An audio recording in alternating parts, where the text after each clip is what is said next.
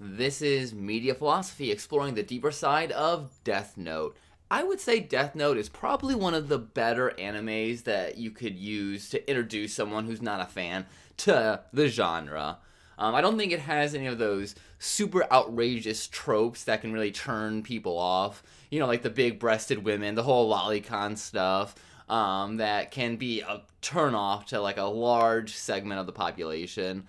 Death Note, it's a little bit more milder in its presentation, I think that's a good way to kind of like lull people, wean them into the whole anime genre. I don't even know if I would really call anime honestly a genre, more of a style, because there's just like so many types of different animes. But for the sake of this video, we're just going to refer to anime as a genre, because I think that's what a lot of people do view anime as, instead of like a art style or really just, you know, a cartoon from a certain region.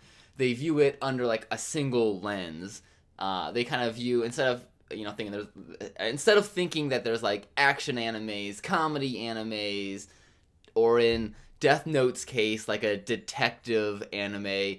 I would say that most of the general population just views anime as anime, at all being equal. But that's not the case. So I think that's why Death Note is a good way to kind of just ease people into the genre. Because first, it's got a kind of interesting concept, I would say. It's not too hard for people to grasp. It's not like some of those isekais that you kind of need to have some built-in knowledge beforehand to get some of the jokes. Like how they're, you know, maybe adventuring with the hero, or how they've been like reincarnated as the villain. There's none of that.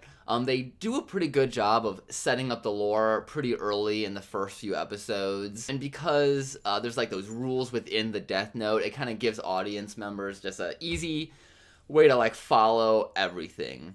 So first, I would say that the concept is unique enough to draw people's attention, but not too out there where people are lost.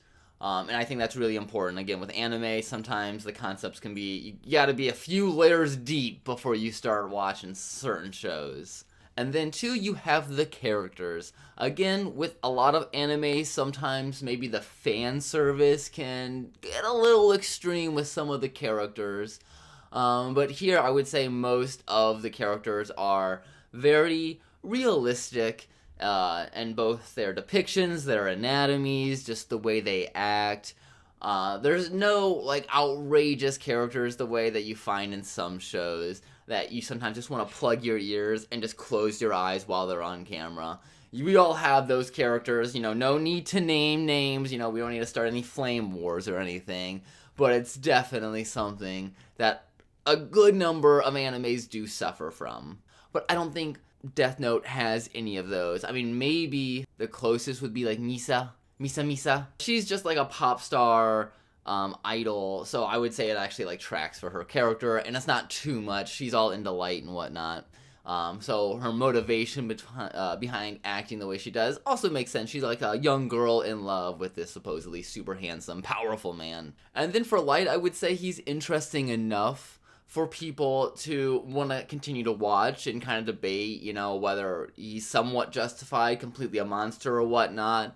I would just say that the character at least engages people's mind, and I would say that's another big pro for a lot of animes, is that it can engage someone on like a higher level. And I would say Death Note does get you to think a little bit deeper and debate whether or not, you know, what Light is doing is right or wrong.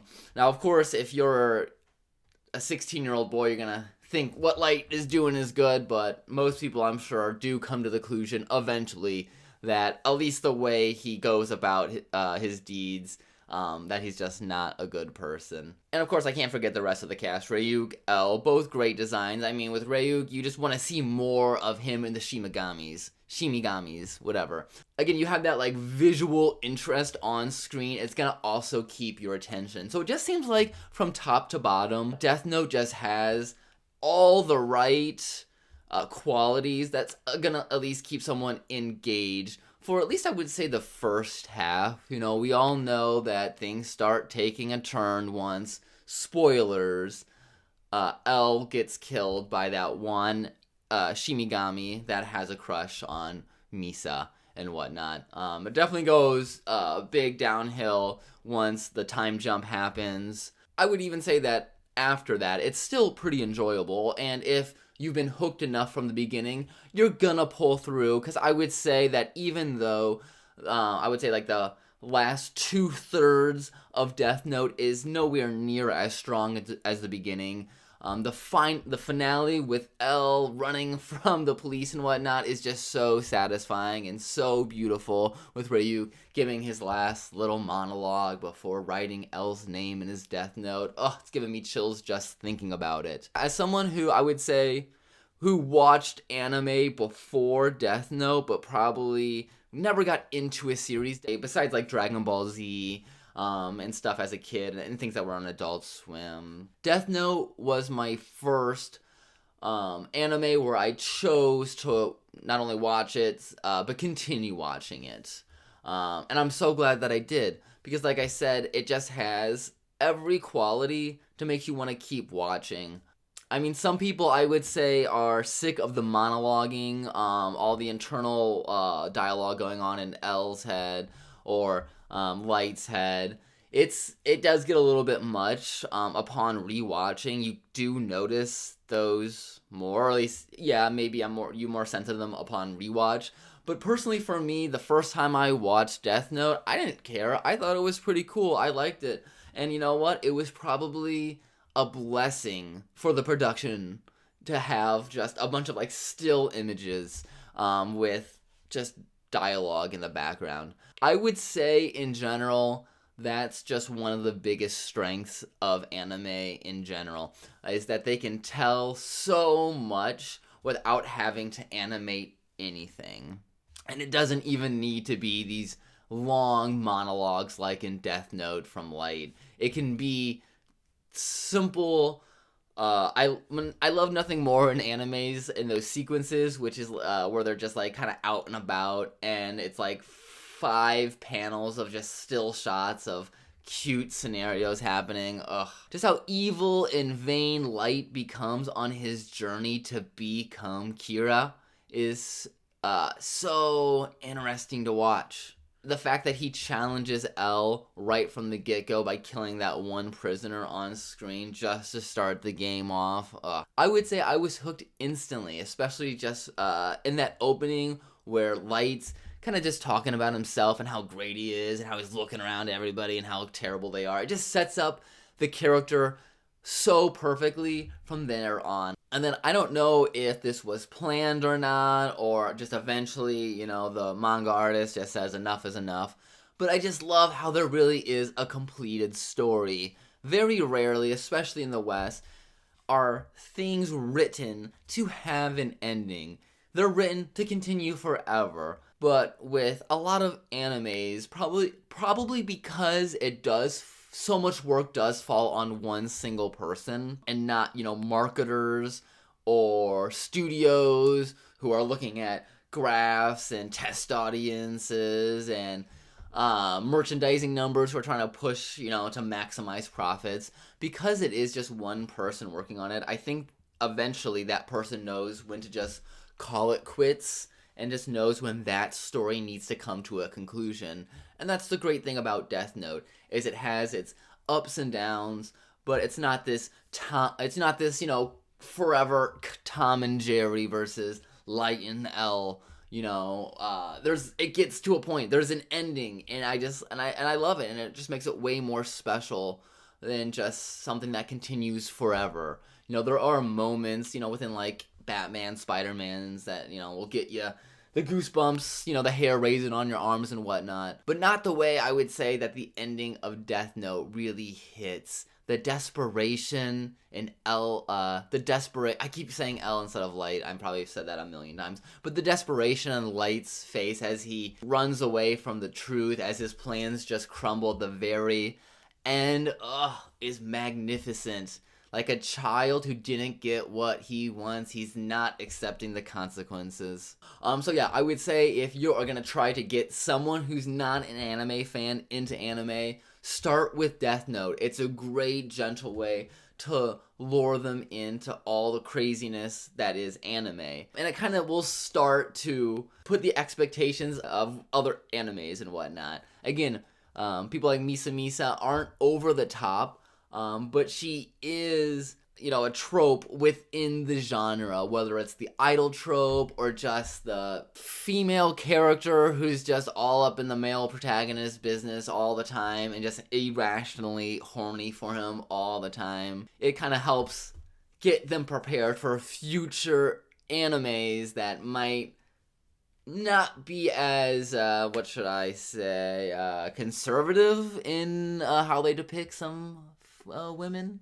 And the episodes are so bite-sized in Death Note that if you were just watching it with a friend, you can just be like, oh, just one more episode. Let's just watch 1-2 episodes here or there. Eventually, they're gonna get hooked.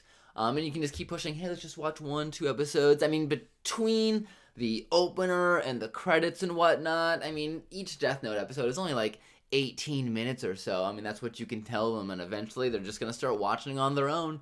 I would say if they get to the point where that one woman who was dating the agent who was trailing him, if they can get to that point, they're gonna be hooked. If they see that woman walk away and never to be heard from again, and they're like, nah, this isn't for me, then I guess they just have no taste whatsoever. But really, I think there's just so much in there to drag them in. And I think it's mostly, honestly, Light who does carry it. It's almost like just being fascinated with, like, some sort of, like, cult leader. I don't admire the guy who made, like, Jonestown or Heaven's Gate or whatever. It's not like I admire those people.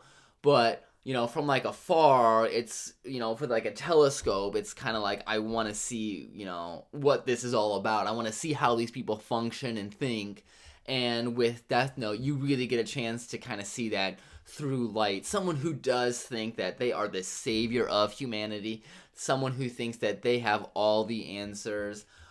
It's almost like, honestly, like, I probably would imagine, like, if you want to understand how Donald Trump thinks, I would look at Light, maybe not as self-righteous and, thinking that they're, like, gonna save everything, but just think how highly they think of themselves.